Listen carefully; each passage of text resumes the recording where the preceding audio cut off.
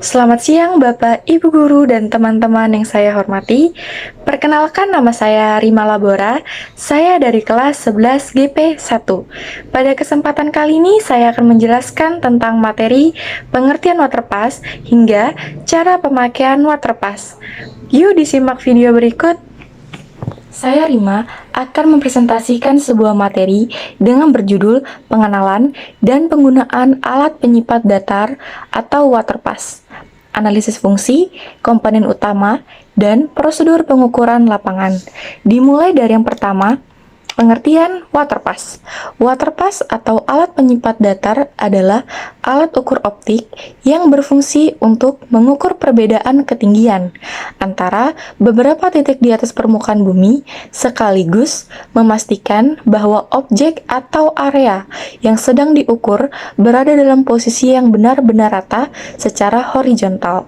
Dalam slide ini, kita bisa melihat definisi yang lebih lengkap mengenai waterpass atau alat penyipat datar.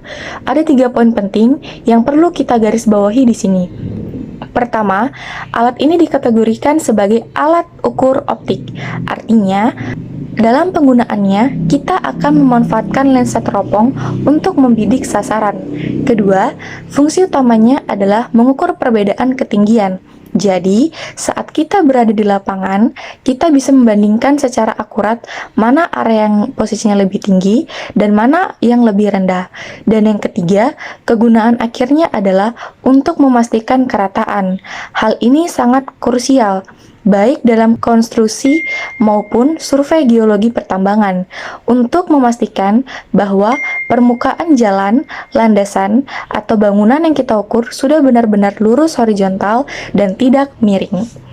Yang kedua, kegunaan waterpass di berbagai bidang. Dimulai dari yang pertama, bidang sipil bangunan. Fungsi, mengukur beda tinggi komponen struktur seperti fondasi, lantai, dan dinding. Tujuannya, memastikan seluruh bangunan berdiri dengan tegak, rata secara horizontal, stabil, dan tidak miring. Yang kedua, bidang pertanahan. Fungsinya, mengukur dan memetakan perbedaan ketinggian permukaan tanah di suatu wilayah. Tujuannya, menghasilkan data topografi yang akurat untuk keperluan pembuatan peta, batas wilayah, dan verifikasi tanah. Lalu yang ketiga, bidang pertanian atau perkebunan atau kehutanan. Fungsinya, mengukur kemiringan lahan dan elevasi saluran air di area tanam. Tujuannya, memudahkan pembuatan sistem irigasi yang mengalir lancar serta membentuk terasering yang efektif mencegah erosi tanah. Yang keempat, di bidang militer. Fungsinya, mengukur ketinggian kontur medan dan elevasi geografis di area operasi. Tujuannya, membantu pemetaan taktis, menentukan posisi pertahanan yang strategis, dan memastikan keamanan pembangunan pos militer. Yang kelima, di bidang pertambangan. Fungsinya, mengontrol kelandaian jalan angkut, mengukur, dan memastikan tingkat kemiringan atau grade jalan tambang sesuai dengan standar keamanan operasi. Tujuannya, memastikan seluruh jalur operasional kendaraan alat berat aman dari risiko amblas atau terguling, serta memantau pergerakan dinding, lereng galian secara berkala, gunanya mengantisipasi bahaya longsor di area kerja tambang. Yang ketiga, peralatan dan perlengkapan utama alat. Dimulai dari yang pertama, waterpass, kedua, statif atau tripod, ketiga, rambu ukur, keempat, unting-unting, kelima, meteran, dan yang keenam, peralatan tambahan, seperti paku, payung, alat tulis. Yang A, fungsi peralatan dan perlengkapan utama alat. Yang pertama, waterpass, untuk mengukur beda tinggi antara 2 titik atau lebih, serta memastikan garis bidik berada dalam posisi horizontal sempurna. Kedua, statif atau tripod untuk menyangga atau menopang instrumen waterpass agar berdiri stabil dan kokoh pada ketinggian yang nyaman bagi pengamat. Ketiga, rambu ukur untuk menjadi target pembacaan skala angka ketinggian yang dibidik melalui teropong waterpass. Yang keempat, unting-unting untuk memastikan posisi sumbu satu atau pusat alat tepat tegak lurus berada di atas titik pengukuran di permukaan tanah. Kelima, meteran untuk mengukur jarak horizontal antar titik pengukuran serta mengukur tinggi alat dari permukaan tanah ke pusat teropong. Dan yang keenam, ada peralatan tambahan seperti paku, payung, alat tulis. Kalau paku sendiri itu untuk menandai titik batas atau titik ukur di lapangan secara permanen. Payung untuk melindungi instrumen dari panas matahari langsung dan air hujan. Sedangkan alat tulis untuk mencatat hasil pembacaan skala rambu dan data sketsa lapangan. Yang keempat, jenis-jenis waterpass. Dimulai dari yang pertama, waterpass manual. Waterpass manual itu untuk kebutuhan tukang sehari-hari. Dan yang kedua, ada waterpass auto level. Waterpass auto level untuk survei pemetaan berskala besar dan level laser untuk efisiensi pemasangan interior. Dan yang ketiga, waterpass digital.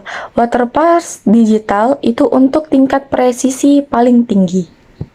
Yang kelima, bagian-bagian waterpass seperti cermin nifo, baru visir bidikan, sekrup penggerak horizontal, sekrup fokus benang, lensa bidik, plat dasar, dan sebagainya. Bisa dilihat di gambar tersebut.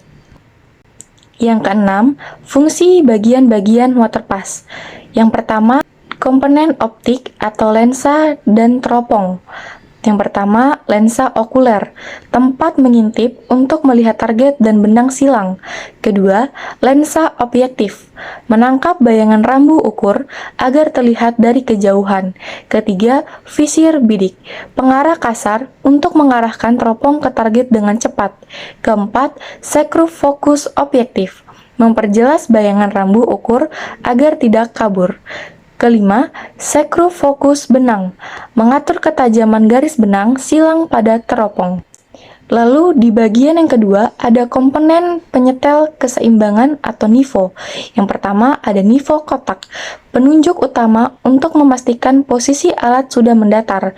Kedua, cermin nifo, memantulkan bayangan gelembung nifo agar mudah dilihat. Ketiga, sekrup pendatar, mengatur posisi gelembung nifo agar tepat di tengah lingkaran. Di bagian ketiga, yaitu komponen gerakan dan landasan.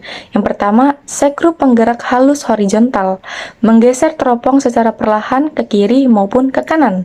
Yang kedua, ada plat dasar, landasan bawah untuk mengunci alat di atas tripod. Dan yang terakhir, yaitu yang ketujuh, cara menggunakan waterpass. Dimulai dari langkah yang pertama, tentukan titik acuan tempat mendirikan statif maupun tripod sebagai tumpuan utama alat. Kedua, buka dan dirikan statif tepat di atas titik acuan yang telah ditentukan. Yang ketiga, atur ketinggian statif hingga sejajar dengan dada surveyor untuk kenyamanan pengamatan. Keempat, kunci pengontrol statif secara kokoh setelah ketinggian terasa pas. Kelima, pasang unting-unting di bagian bawah statif untuk memastikan posisi tepat di atas titik acuan. Keenam, pasang instrumen waterpass di atas plat dasar statif, lalu kunci hingga stabil. Ketujuh, atur sekrup pendatar hingga gelembung nifo kotak berada tepat di titik tengah atau posisi mendatar. Kedelapan, ukur tinggi alat yaitu statif ditambah waterpass, menggunakan meteran gulung untuk mencatat data ketinggian. Kesembilan, bidik rambu ukur melalui teropong dan putar sekrup fokus hingga bayangan terlihat jelas. Dan yang terakhir, catat hasil pembacaan skala rambu ukur, benang atas, tengah, bawah, ke dalam formulir kerja. Sekian presentasi dari saya, maaf jika ada salah kata, dan semoga pemaparan ini dapat memberikan pemahaman yang jelas mengenai fungsi, komponen, dan prosedur penggunaan alat waterpass dalam bidang survei dan pemetaan.